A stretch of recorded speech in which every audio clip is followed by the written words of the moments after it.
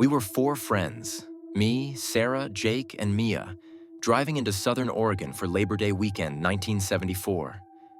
We found a spot along Carberry Creek in the Siskiyou Mountains. No reservations, just pull off the dirt road, set up tents by the water. It was perfect. Clear river, tall firs, no cell service, total escape. That first night, we built a fire and swapped stories.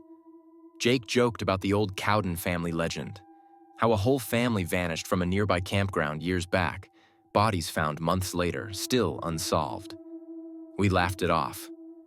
Around midnight, the fire popped, and we heard footsteps circling the camp. Heavy, deliberate. We froze. "Probably a deer," Sarah whispered. But deer don't unzip tent flaps. We shone flashlights, nothing. Then Mia screamed. Her tent was empty inside, sleeping bag twisted like someone had dragged her out feet first. We searched frantically. Her shoes were still by the entrance. No blood, no struggle marks. Just gone. We called her name until our throats burned. The woods answered with silence, then a low hum, like distant machinery or breathing. Jake climbed a ridge for signal.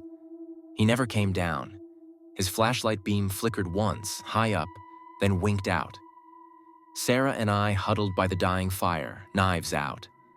Dawn came slow. We found Jake's jacket snagged on a branch 2 miles upstream, torn, but no body. Mia's tent was still there, but inside, her phone, dead for days, suddenly lit up with one new photo. Our campsite from above, taken at night, with 4 figures around the fire, and a 5th shadow standing just behind us. We ran to the car. The engine wouldn't start until the 3rd try. As we peeled out, I looked back.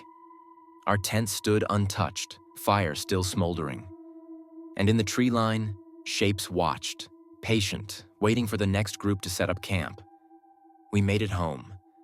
But every Labor Day, my phone buzzes with a notification from an unknown number. A single photo of Carberry Creek. Empty now, except for 4 tents that weren't there before.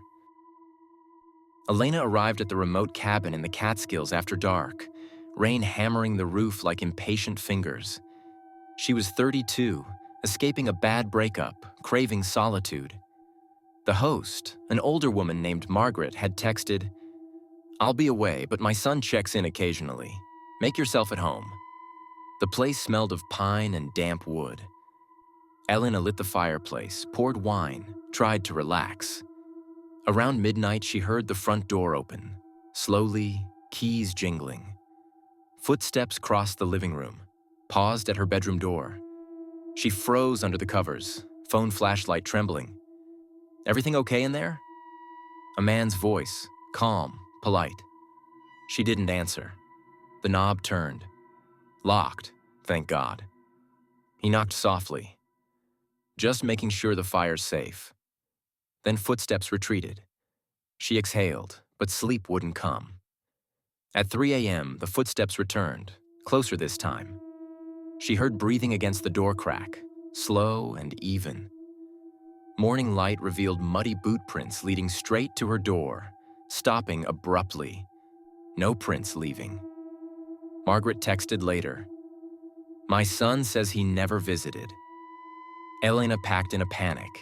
As she drove away, she glanced in the rear view. A figure stood on the porch, waving slowly, face obscured by shadow. She blocked the listing. But sometimes, in her own apartment, she hears keys in her lock at night. Testing, turning, never quite entering. Sana was obsessed with filters. At 21, studying late in her university dorm, she found the cursed loop filter on TikTok. It promised to show you the version of you that never escaped the scroll.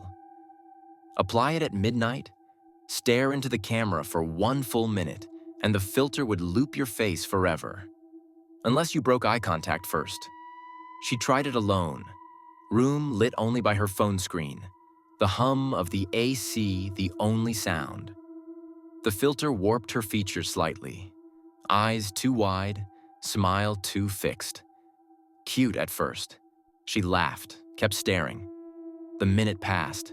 The filter didn't stop. Her looped face kept smiling on screen, even after she blinked. She closed the app, opened it again, still there, looping silently. That night, her dreams were endless scrolling. Faces like hers, trapped in tiny squares, mouthing silent pleas. She woke sweating, phone hot in her hand. Notifications, hundreds of tags in her video. But she hadn't posted anything. The filter had posted itself. Comments poured in. That's not her smiling. She's still in there. Don't look away. She tried to delete the app. It reinstalled itself. Every mirror, every reflective surface showed the looped version. Staring back, unblinking, waiting for her to join. Days blurred.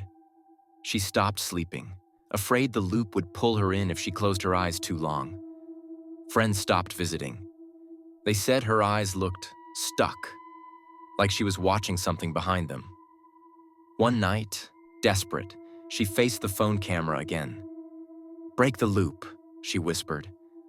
The filtered face on screen leaned closer, lips moving in perfect sync with hers, but saying something different. Too late. You're already looping. She hasn't been seen since. Her last video is still up. One long, silent minute of her staring, smiling, trapped forever in the feed. If you watch it to the end, sometimes the loop includes you. If these chilled you, hit that subscribe button and turn on notifications for more cursed tales that lurk in your feed. Sleep tight or don't.